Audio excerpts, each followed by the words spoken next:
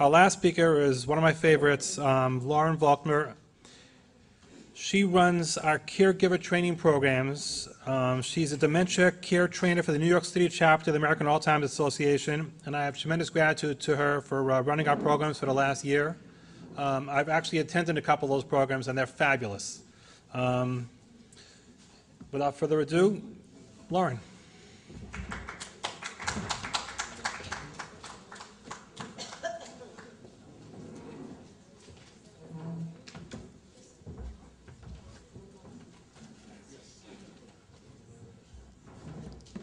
Good evening.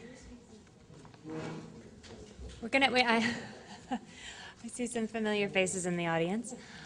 My name is Lauren Valkmer, and as you heard, I am with the Alzheimer's Association New York City chapter. The Alzheimer's Association is a national organization, and we are the local arm of the national Greater Alzheimer's Association, and we are here as well as Zicharon is, and as well as many of the other agencies who are represented here tonight. We are here to serve caregivers, and we're here to serve people who have a diagnosis of dementia, and we are ready, willing, and able to provide information and support to all of you. The primary role that I serve at the Alzheimer's Association is that I run family caregiver workshops. So I teach family members how to communicate. I have a pep squad here, and I love it. I love it. I have my cheerleaders here, people who have attended my workshops in the past. So I run these family caregiver workshops, and the purpose is to provide some practical tools, right? Previously to this evening, you've heard about some practical financial tools and legal tools, and these are practical communication tools that may help you as you're caring for someone with dementia. I can never pretend to have all the answers. I can never pretend to be able to fix it. I always say that to the people who are in my groups. This is a very, very challenging illness. This is a long journey, and so you're going to need support along the way, and the services that we provide are here, and they are free of charge. If you don't take away anything else from tonight's presentation, I want you to take away this 1-800 number, our 24-hour helpline. It's an invaluable service. It's a free service. It is a way to get information about local resources. It's a way to get information about the programs that we offer in our office.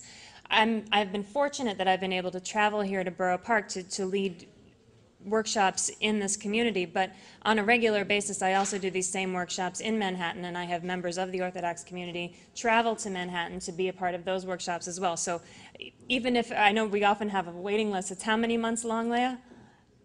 we often have a waiting list for the workshops in Borough Park, but if you're willing and able to travel to Manhattan, we have caregiver workshops. We also have monthly legal and financial seminars, a monthly seminar on obtaining Medicaid home care, a monthly seminar on moving your relative to a nursing home when and if that becomes a necessity. I feel like knowledge is power, whether or not that's in your plans. It's always good to know what the procedure is if you do get to that point.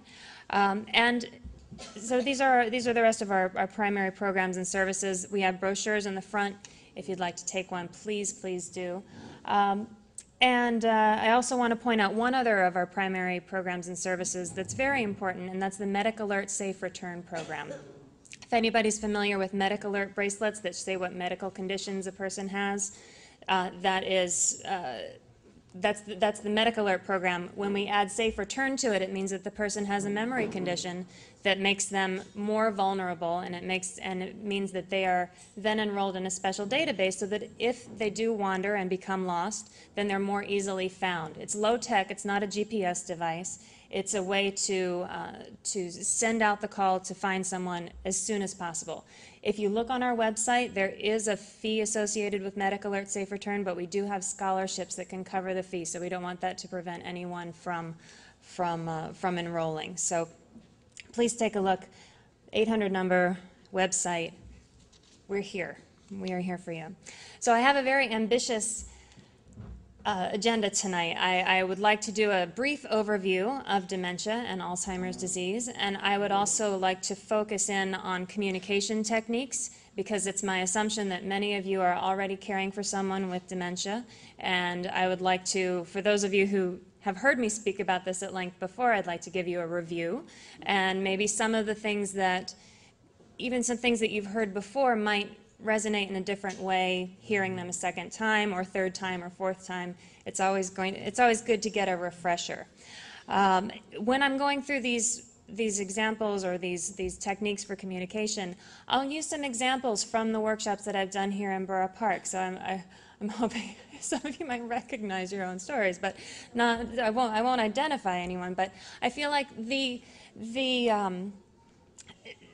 issues that come up in the workshops dealing with communication are often very specific to the Orthodox community. You know, we often have people come in and say, the person that I'm caring for thinks it's Shabbos every day, what do I do?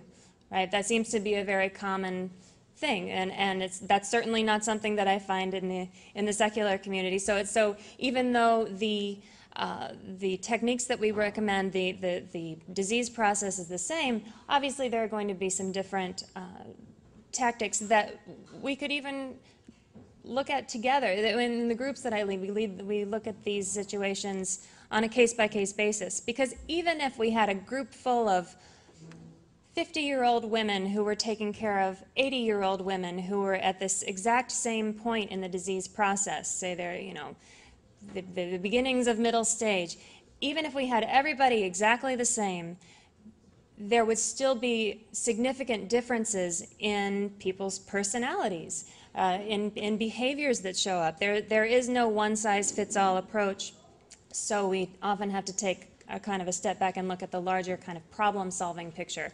And that's the role of myself and many of our professional staff at the Alzheimer's Association as well.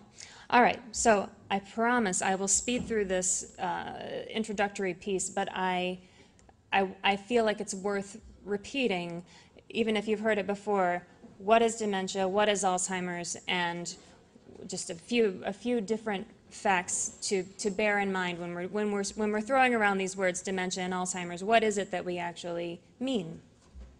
So what is dementia? Dementia is what we call an umbrella term, meaning that it's a larger term for a condition rather than a specific illness. It's kind of similar to how heart disease is a larger condition, but there are specific diseases under that big heading that cause heart disease. So dementia is an umbrella term referring to a group of symptoms. People might experience symptoms in any one or all of these categories when they're starting out in the disease process.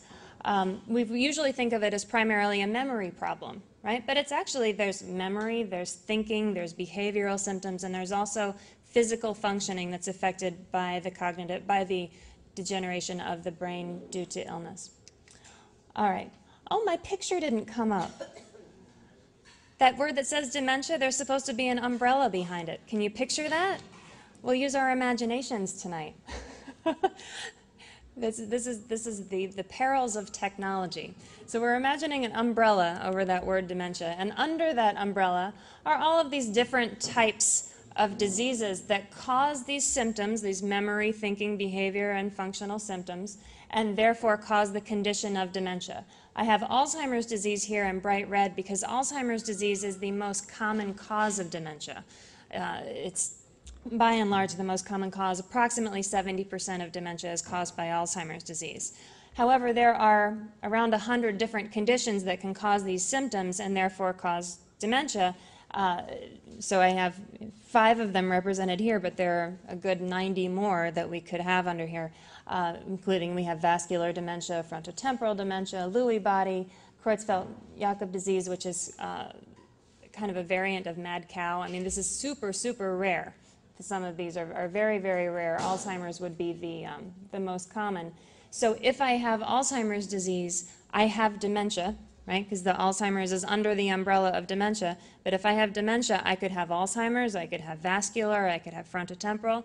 And the reason that we know of all of these different kinds is that when they start out in a person, they show different symptoms. Alzheimer's tends to primarily show short-term memory loss as an initial symptom, and these other dementias also involve memory loss, but it tends to come later in some of them. So by knowing when the symptoms show up, we can kind of determine what might be the cause for the symptoms. And some of the causes of dementia are actually treatable. Infections can be treatable.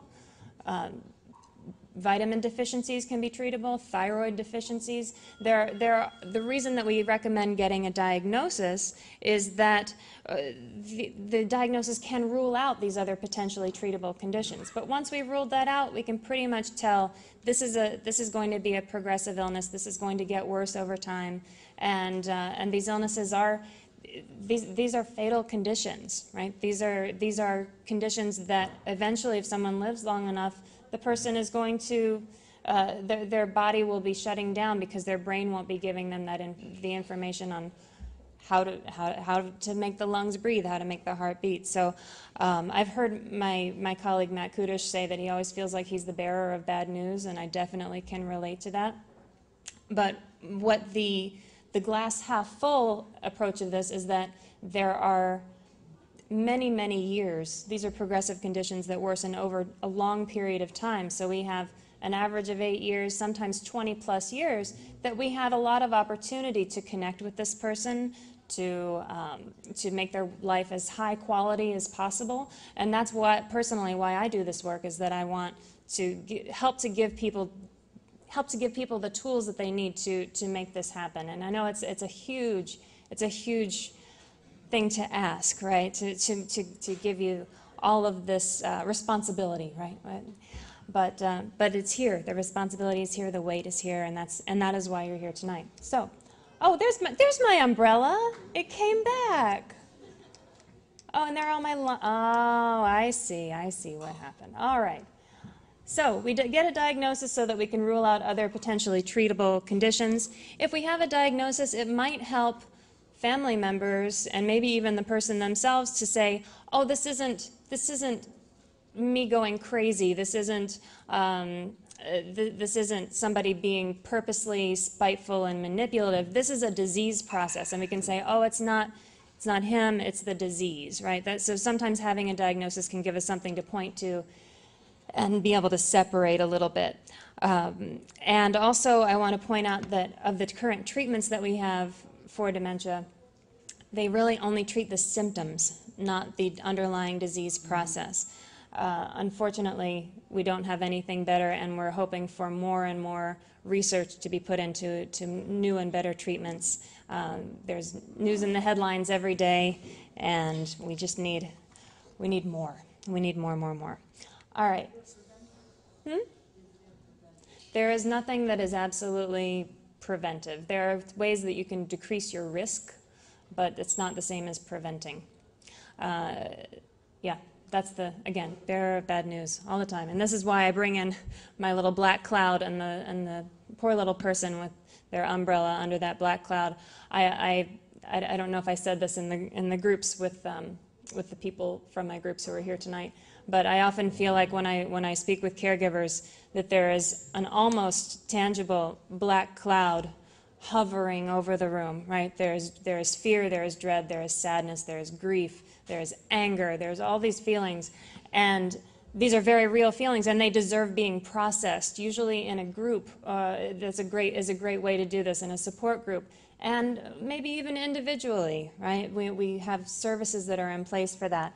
But while we're talking about communication techniques, I would encourage all of you to try to kind of push that black cloud a little bit up so that we can be a little bit clear and we can have a little bit of perspective, right? Because the emotions can kind of be overwhelming, and they're real, and they're there for a reason. We are caring for people who are very, very near and dear to us. So they're there for a reason. So you can take the black clouds back at the end of the evening. They'll be by the coat check, right, waiting for you to pick them up. But here I'm going to present to you some tools for you to consider, and I would urge you to have an open mind and to say, not to just write it off saying, oh, we've tried that, it didn't work, but just to really try to hear it with an open mind and a willingness to try maybe something a little bit different. All right. So I'm going to also give a brief overview of the symptoms of dementia. I mentioned those different areas where we might see symptoms with an eye on communication, right? We're not just going to run through symptoms. We're going to talk about how might these affect communication with the person with dementia. Clearly, language is a huge part of communication, right? We're talking about both the way somebody understands language and the way they express language. We might have someone who's reverting to their original language, right? They've learned English at a later time, so now that they're progressing through dementia, they are reverting back to their original language. And so the way that we speak to someone is going to determine whether or not they understand us and whether they're going to be able to follow through on the task that we're expecting them to do, et cetera, et cetera. Memory. So that's the big issue, right? That's one of the things that people come in saying, help me to deal with the memory loss. Now, short-term memory and long-term memory are two different things, right? They're actually stored in two different parts of the brain. So if someone has damage to the part of their brain where short-term memories are processed, they may have pretty intact long-term memories. And this is both a blessing and a curse sometimes, right? We talk about issues that are specific to this community. We have a lot of survivors in this community. So when we have the short-term memories are not so clear, but the long-term memories are very clear, and those long-term memories are traumatic, that's an extra level of difficulty that many of you are facing. And so knowing what the person's triggers are for traumatic memories of early childhood or early adulthood, that's really important, as you well know. So thinking of memory in terms of short-term and long-term memory separately. Now these thinking things, for those of you who have taken my class, you know that I really hammer over the head that logic and reason are no longer a useful tool in communicating effectively with someone with dementia.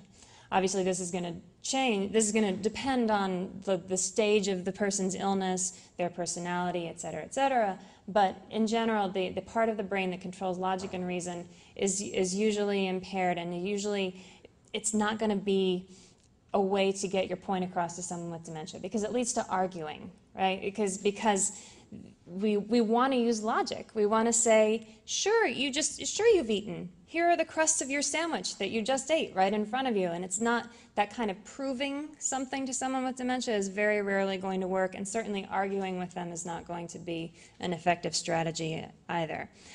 We also see changes in them being able to use good judgment. If somebody calls on the phone and they want money, do I just be a nice person and give them money? If they knock on the door and I don't know who they are, should I let them in? Right? This kind of using good judgment tends to be a factor as well. They may not have a very good impulse control. They may not be able to follow a sequence of tasks, such as something as simple as getting dressed or making a cup of coffee. All of these things, you have to do things in a certain order in order to get dressed, right? You have to put on certain items of clothes before you put other items of clothes on. So that can be getting very complicated, and often that's where communication comes in, because the caregiver is the one trying to help the person get dressed or trying to help them make a cup of coffee. So that's definitely something to remember, that if we're doing something in a sequence, we need to give somebody the information one step at a time. We don't give the whole 5, 6, 7, 8, 9, 10 steps of a process to the person at one time. We give it one step at a time. And then finally, one of the thinking processes that becomes very difficult is the ability to use abstract reasoning. And what is abstract reasoning? It's abstract. It's very difficult to explain.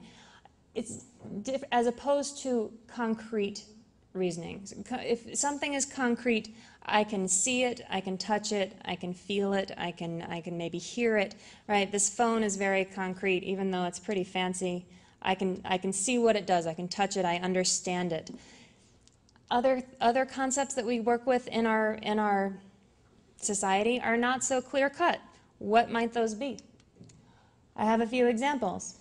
A big abstract concept that becomes difficult as someone progresses through dementia is time. Time becomes a very loose concept for people. I can touch a clock, I can understand what a clock is, maybe a watch, but I can't touch time. It's different. We've decided as a culture, as a society, that there are 60 seconds in a minute and 60 minutes in an hour, and today is Tuesday and it comes after Monday and before Wednesday, but ultimately those are just names that we've assigned to it so that we can all make sense of it and we can all agree and we can mostly show up on time for the things that we're supposed to do, right? So for someone with dementia, time is not going to be as meaningful. So they might show up hours late for something that they were supposed to come on time for, or they might come hours early, right? You don't. It's a different experience of time.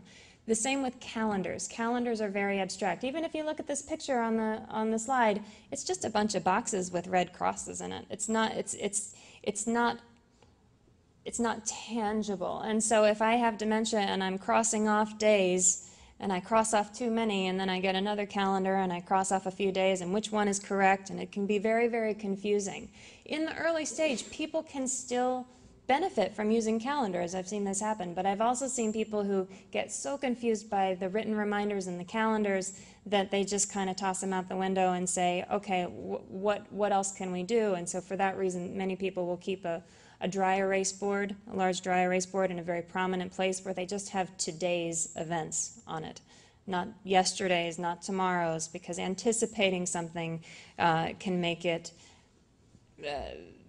can produce anxiety. And I mentioned before that it seems to be fairly common that that people may believe that it's Shabbos every day, right? And I wonder if that's part of that anticipating thing, right? Because it comes every week. It's an enjoyable time when the family is together. It's familiar, that they know what to do on Shabbos, right? So if they're anticipating it every week, then perhaps that's why it's so much at the forefront of their mind. Every person is going to be different in their experience of it, and every way that we're going to cope with that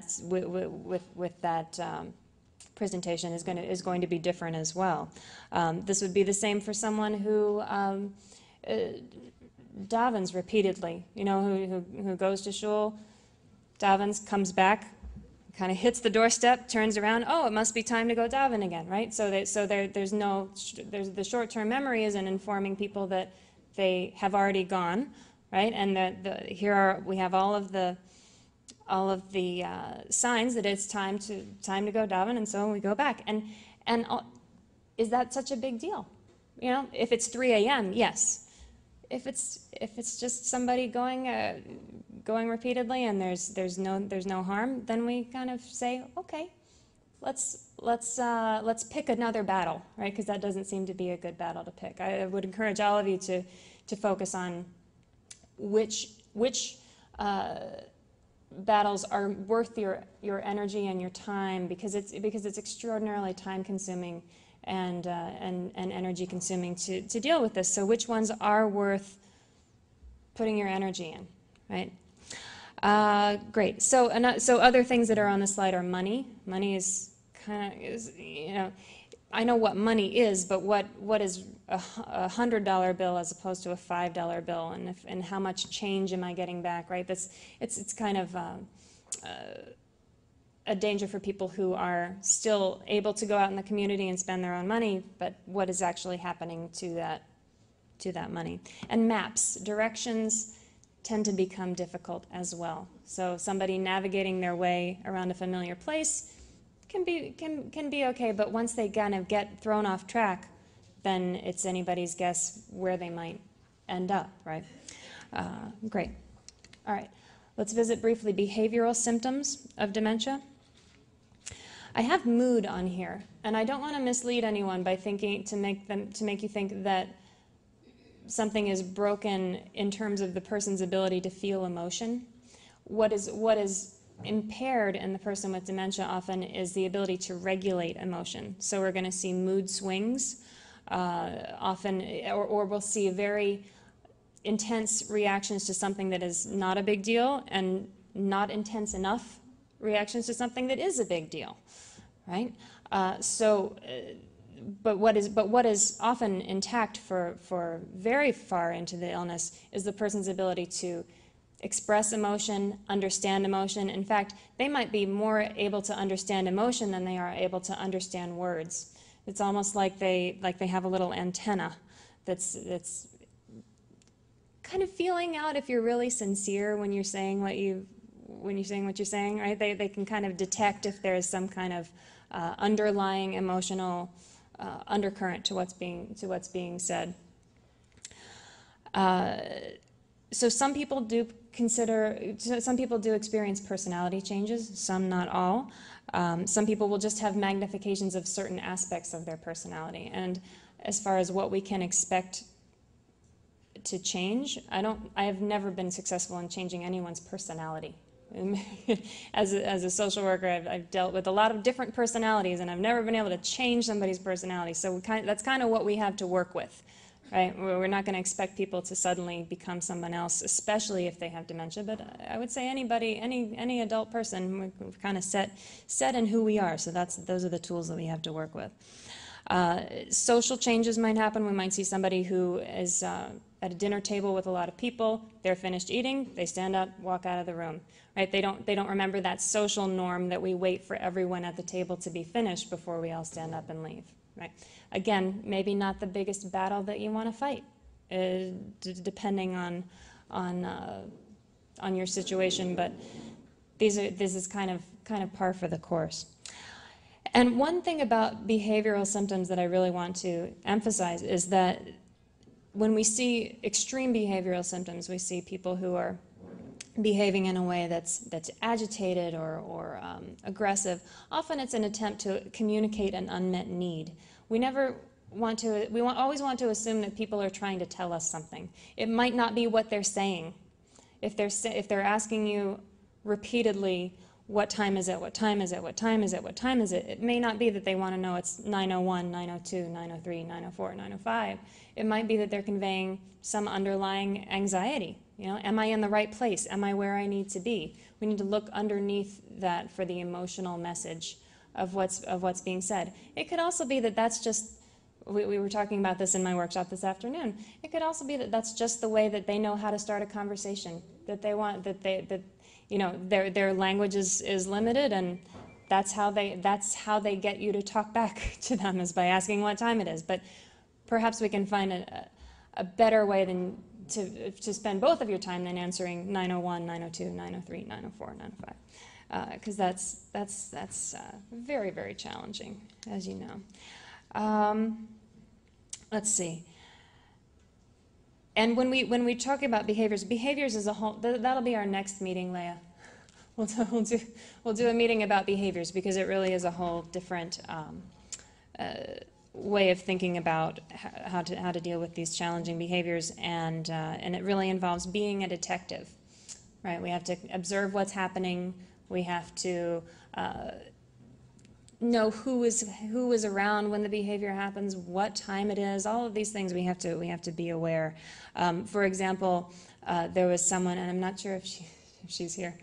I'm looking for the familiar face, but she was very concerned because she didn't live with her mother, and she would get a call from her mother saying, "Oh, you know, I've started the fast today," and she was thinking that it was Yom Kippur every day, and so we were very concerned that the mother wasn't eating, right? Because she was saying she was fasting every day. But then we did some some detective work, and realized that she was actually just fasting in between meals. She would eat breakfast and then fast, and then eat lunch and then fast, which is actually quite nice, right? That she always had that in her heart, but that she wasn't harming herself by not being fed and hydrated.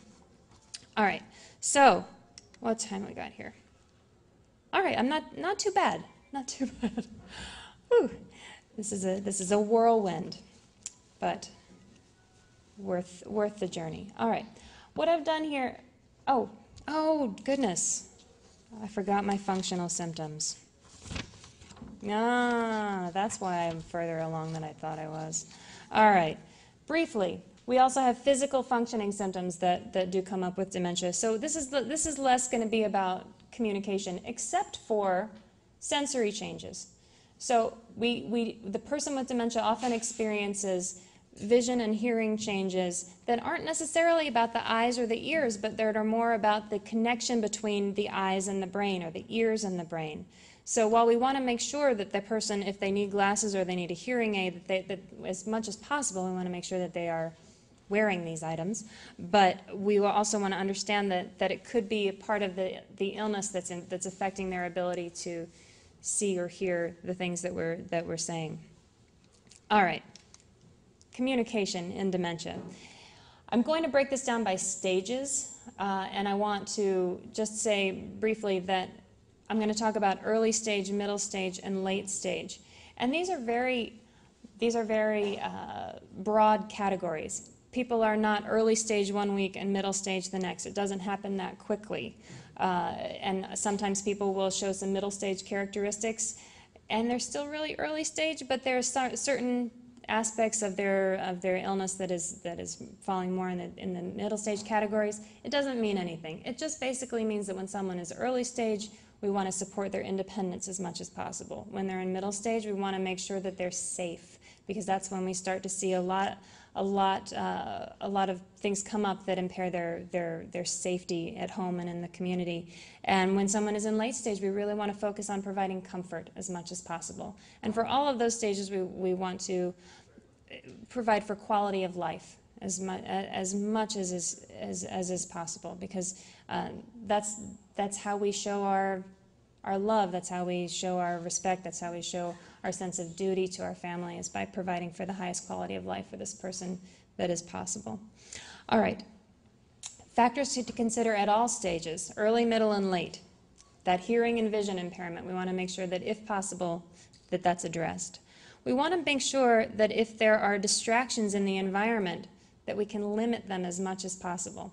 The person with dementia is not going to be able to filter out background noise. If there's construction noise, if there's somebody in the next room having an argument, if there is the phone's ringing off the hook, these things are really going to get under their skin because they're not able to filter it out. You and I can probably do that pretty well. We can say, oh, that's just the baby next door, I don't need to focus on that. But the person with dementia is not necessarily able to do that.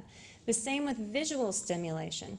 They're not going to be able to filter out that busy pattern on the wallpaper behind you from what's going on in front of the wallpaper. You've all seen those floors with the very small black and white checkered tiles that if you look at them, they almost look like they're moving.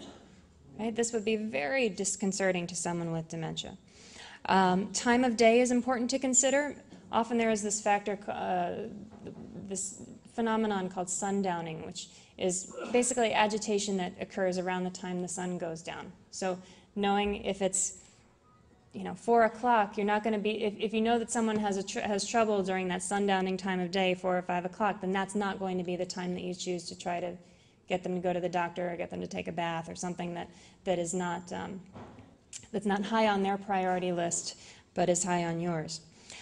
We want to consider our nonverbal messages that are being sent.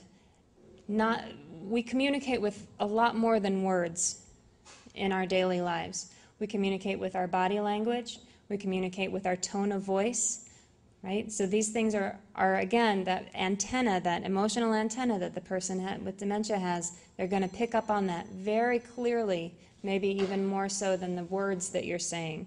So if you're standing over them, they're sitting down in the wheelchair and you're standing over them like this, kind of looming over them, then they're probably going to feel like there's not a balance in that power dynamic. And if they have any kind of urge to kind of take back the control, then they might act on that. So being able to get down on someone's level physically, as well as getting on their level in a more kind of existential way, I guess, knowing what our body position is in relation to them can be very helpful. I also want to point out that your emotional state as the caregiver will also affect the person with dementia. Your emotional state is almost like a mirror, right? If you come into a situation very uptight and tense and nervous, and you've had a terrible day, and you just want to, you just want to not think about anything for a little bit, and the person with dementia is presenting all these needs and all these questions, and you react, can I just have 5 minutes apiece? And they're going to say, oh, I'm supposed to be mad here, right? Because you've shown them by your mood what they're supposed to do. Now, is that supposed to mean that all of you have to be saints and never get mad and never lose your patience? No, but understand that when you do lose your patience, you have the ability to then back off, say, you know what, I'm sorry, I just need a glass of water, I'm going to go in the kitchen and come back, and then we can start this over again, right? Because we are the ones with the good brains, and we are the ones that can start over. The person with dementia is not the one who can back off and then start again. All right. In the early stage, again, this is when we want to try to support someone's independence as much as possible. But the person is going to be having problems. They're going to probably get stressed out a little more easily. They're going to get frustrated. Their attention span will be shorter. And we can kind of, just by knowing that, we can kind of set our expectations of what they are able to do a little bit more clearly. We might not choose, for example, might not choose to watch an entire movie, because an attention span to watch an entire hour-and-a-half long movie, you know, might not be so easy, but we might watch a 20-minute television show very successfully, that kind of thing. We're going to try and set up the environment so that there's a greater ease with performing everyday tasks. That's something that we do have control over. We have some control over the environment, particularly at home, but sometimes out in the world as well. Some people will have difficulty reading very small print.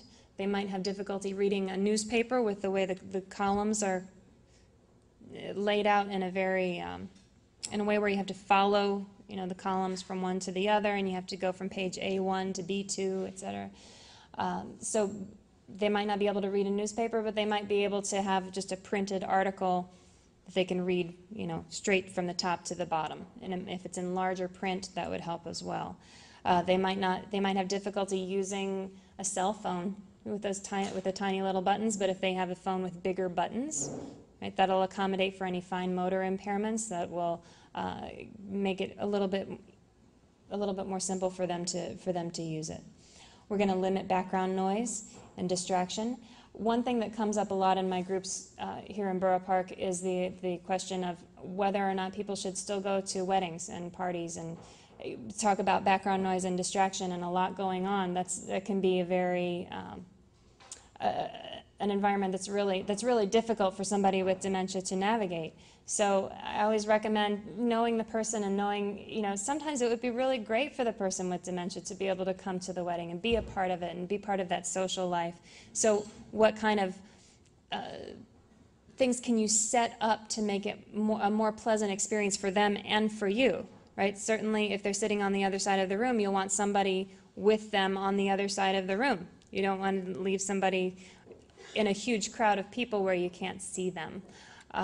If there's a way to, particularly if you're at a gathering at home, if you can put the person with dementia in another room where people can go in one or two at a time and have an individual conversation rather than throwing people right into all of the kids and the noise and everything, having a more private space might be helpful. So those are the kind of ideas that we try to think about.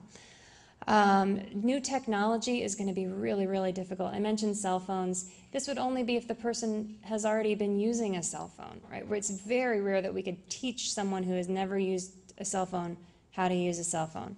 If you know, sometimes people, I think, get a great idea. They think, oh, we'll get a Kindle or one of those the e-readers or something. It's not a book. You know, any piece of technology that looks like a book is not a book unless it's a book, and then it's not technology anymore, right? So expecting that someone can learn a new piece of technology is not realistic, even in early stage often. We want to make the activities that we do with someone with early stage feel as normal as possible, and they're going to be a little bit different, but as much as possible, we want to support their independence and their ability to feel like they are succeeding at normal tasks. As I said before, written reminders may be helpful. They might not be able to find an address to remember where they're going when they're going out to, I don't know, go to the store or something, but if they have the address in their pocket, they could still They could, someone in early stage could probably still remember, oh, I have the address in my pocket.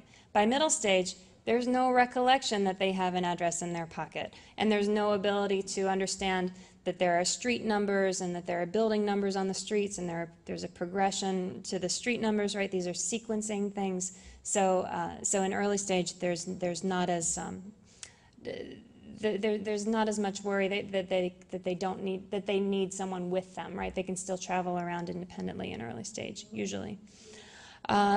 When someone is having difficulties finding a word, this happens a lot in early stage, and even further on, if somebody is saying, you know, I was thinking it was on the tip of my tongue, and I know what I was thinking about. It's going to be up to you and kind of figuring out, when do you step in? If you know what word they're thinking of, how quickly do you supply it for them?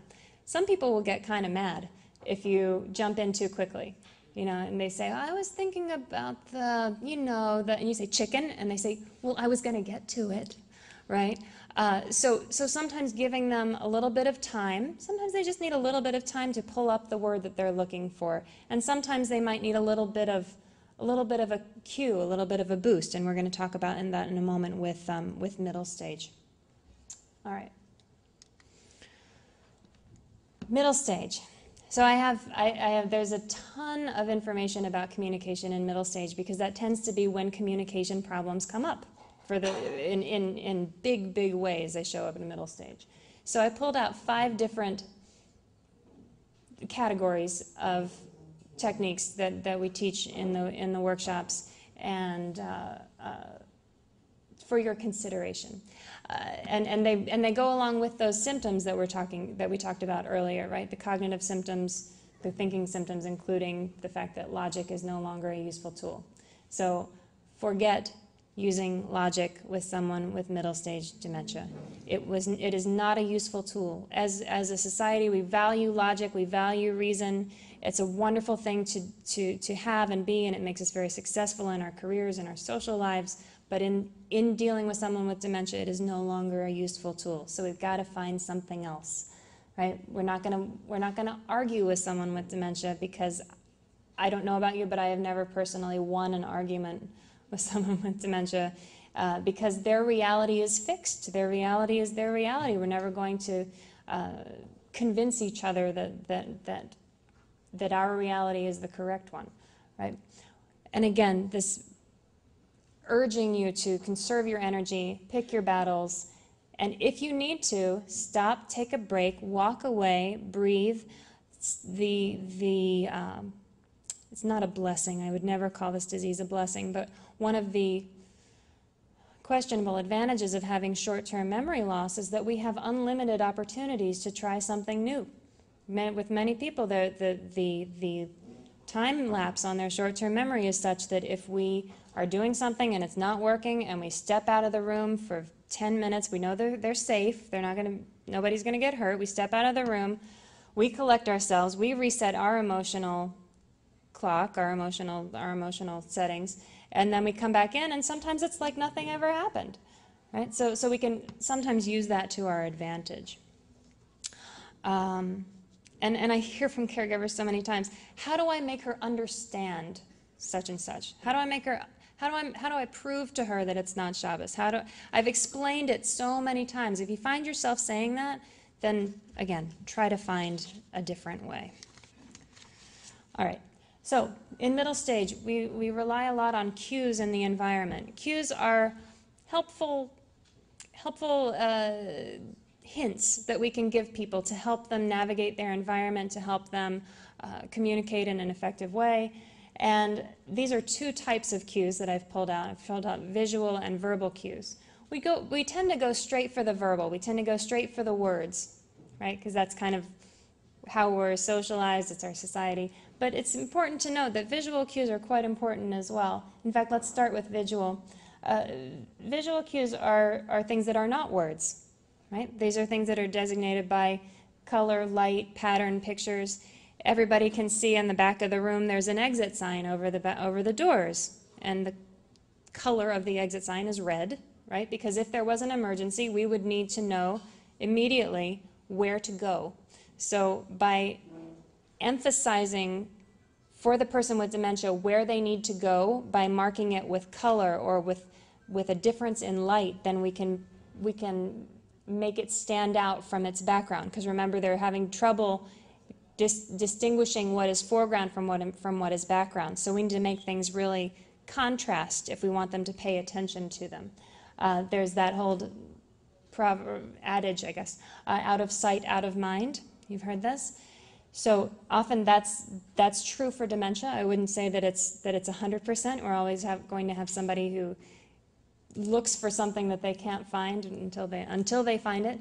But in general, if we don't want someone to focus on something, then we keep it out of sight. If we want someone to focus on it, if we want them to find it, then we keep it in sight with maybe a big spotlight shining down on it so that it is very clear what I want this person to do. For example, if they're not eating much on their own, and we want them to eat snacks throughout the day, then we don't keep the snacks in the refrigerator or in the cabinet behind a closed door. We keep them on the table so that they see them and their brain says, oh, I need to eat. If we know that they eat too much, they're snacking all day, they're eating all the cookies that are on the counter, then we don't put the cookies on the counter. We hide them away so that they don't see it and then want to eat it. If they're having difficulty finding the bathroom at night, we leave the light on in the bathroom, right? Because that tells the brain, oh, there's something over there that I need to go towards. I need to go towards that light. That must be where I need to go. And so being able to use visual contrast is a valuable tool. Pictures, the ability to understand pictures is stored in a different place in the brain than the ability to understand words. So just yesterday I heard from a caregiver who, on the tube of toothpaste, would put a picture of a mouth with teeth because the word crest didn't mean anything to her anymore, but a picture of the teeth was very clear and helped her distinguish it from, the hand cream or whatever else comes in a tube, right? Because those two things can be very confusing. Right. Okay, so let's talk verbal cues. So sometimes it is appropriate to use words. We don't throw words entirely out of the window, but we want to make sure that the words that we use are well chosen. If you've heard the expression KISS, it's usually keep it simple, stupid. We're not gonna say keep it simple, stupid. We're gonna say keep it simple, slow, and supportive. That's my twist on the KISS acronym. So we keep it simple. We want to make sure that the message is very. It doesn't have a lot of extra information. We want to be able to go slow. I think a lot of times we talk fast. I'm talking fast because I've got very limited time left on my meter here. And we also want to make sure that the way we speak to someone is supportive and loving, and that they are able to understand that. Okay, let's keep going. So the third middle stage technique that I wanted to present to you is that providing choice can help a person with dementia feel like they have some control over a situation. But we don't provide every choice because too much choice is overwhelming. We give the person some control. We give them the opportunity to choose whether they have chicken or tuna for lunch, or whether they wear the blue sweater or the red sweater. And as simple as those things are, it can help to increase their willingness to cooperate during a given task. If this idea of presenting the activity as a given and providing choice within, if we ask, are you ready to have lunch? That's a yes or no question.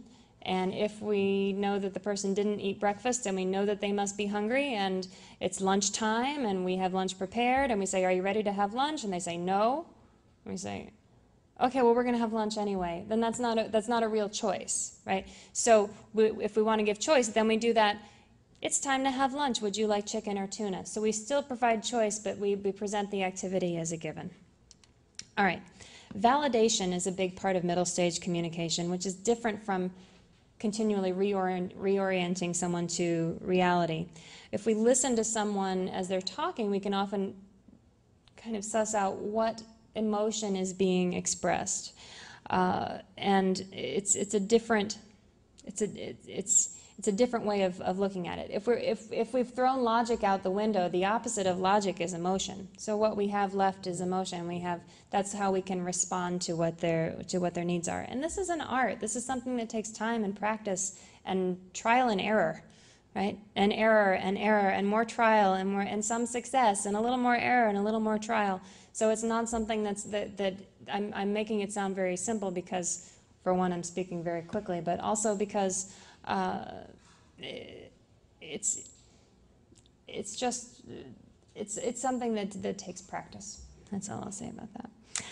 And I wanted to make sure that I introduced to you in this space this idea of therapeutic fibbing, or fiblets, or little white lies. I find in every community there is some reluctance, some understandable reluctance to lie to our family members. To disrespect our parents by lying to them, to dishonor our spouse by lying to them. When using therapeutic fiblets, by using these little white lies, for example, if someone says, "Where's my mother? I want to see my mother," and they're 90 years old, and if you were to use reality and not disagree with them and not lie to them, you'd say, "You're 90 years old. Your mother died 40 years ago. What? And the person then grieves the loss of his mother as if it's the first time that he's heard it. That's not a kind thing to do. It's not a compassionate thing to do. And it's not something that's useful, because he's going to ask you again 5 minutes later, "Where's my mother? I want to see my mother." And you're going to go through that over and over. So I actually encourage you to think of it as when it's done properly, it's often a more respectful way of treating the person, is by communicating with them on a level that they are capable of understanding and that supports their emotional well-being and their connection to their family and their loved ones. So it's a shift in perspective for sure. So what do you say when someone says, "I want to see my mother"? I have always loved your mother so much. She has such a, it depends if you want to use the present or the past tense. She has such a beautiful singing voice. What was one of those songs that she used to sing? And you start to sing the song, right? So we honor the wish to talk about mother, but not say, "Yes, she's gone. No, she's not. I really miss her too. She's not here right now. What would what's your favorite thing about her?" Right? So it's stretching the truth, but it's not a flat out lie. Does that make sense? Okay. Again, it should be so easy, right? All right. The last tool for middle stage that I want to bring up is distraction and redirection. Meaningful activities are really important. We can't make someone stop focusing on something without giving them something else to focus on in its place. And this is another symposium to talk about what kinds of activities we can offer to people instead of what they're focusing on. And it's going to depend on the person. It's really going to depend on the person, on who they are, what they always like to do. But these 3 sentences are things that I found have been helpful in getting someone to engage in an activity. Instead of saying, "Hey, I need you to stop asking that question. Why don't you go do a crossword puzzle?" That's not the way to distract and redirect into a different activity. It would be more like, "I really hear," we validate the emotion. We say, "I hear what you're saying. It sounds like you really miss your mom. I miss her too. She's not here right now, but can you come in the kitchen and help me make some cookies, or help me, I don't know, get ready for Shabbos, or get ready for dinner," or whatever it is that they can be a part of, some simple task. Usually if they can't use a knife or chop anything, they might be able to tear up lettuce. They might be able to tear paper towels. They might be able to set a table if they've seen a template for how they're supposed to set it. All of these things can help them to feel useful. So we're asking them for help. We're asking them to help us rather than saying, "I need to help you because you're sick," right? Which is never a good way to get anybody to cooperate. Sometimes if you say, "Look what I found," instead of, "I bought this for you because you need to do this for your memory," right? "Look what I found. It was really fun. I thought I would share this with the grandkids, but you want to take a look at it first?" Right? This might be a way of engaging someone in a game or in an activity.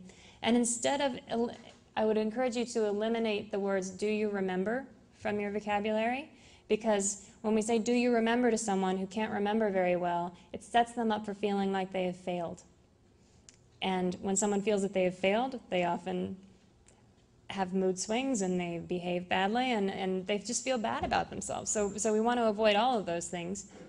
So instead of saying, do you remember, we can say, I was thinking. And so instead of saying, do you remember that dog we used to have? I was thinking about that dog we used to have. What was his name? And if they don't pipe in with the name, supply it. Oh yeah, Rusty was his name, and he was always such a good dog. Right? So we're reminiscing. We're having a conversation that both can appreciate, but we're not testing the person. We're not quizzing them. We're not making them feel like they've failed. And we're going to set realistic expectations for what's possible. We're never going to eliminate someone's repetitive questions. We're never going to make it so that nothing bizarre or annoying or dangerous ever happens, right? But we can hopefully minimize it. We can make it so it's manageable. If somebody's asking you the same question 50 times in an hour and instead they only ask you twice or 2 or 3 times in an hour, that's a success.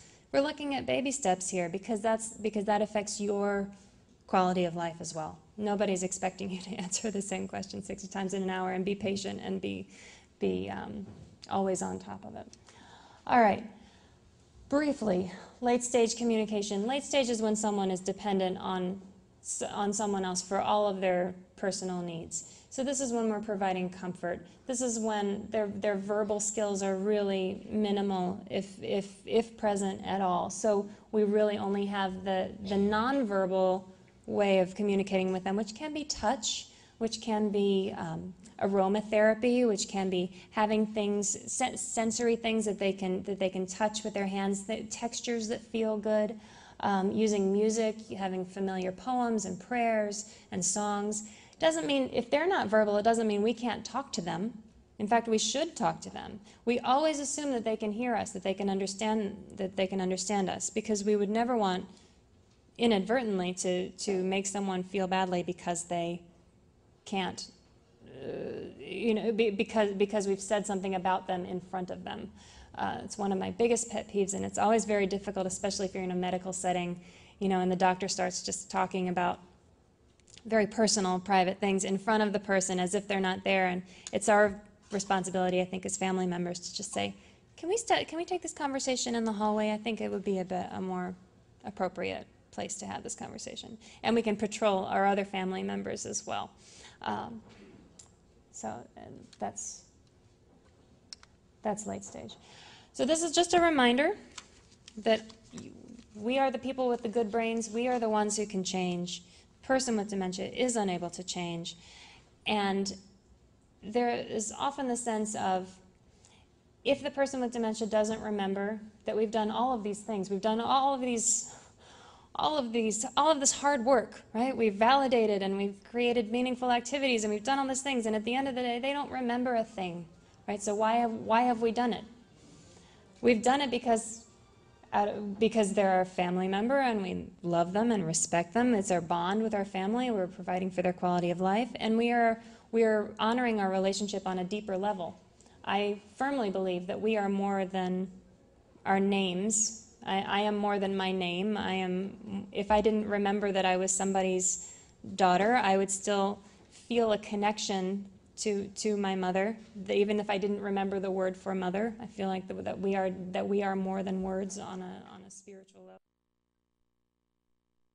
And so just because something is fleeting, just because something is not going to be remembered, doesn't mean that it's not worth doing. It's very much worth doing, and it's very much worth continuing to get support so that you can continue to do this amazing work that you do.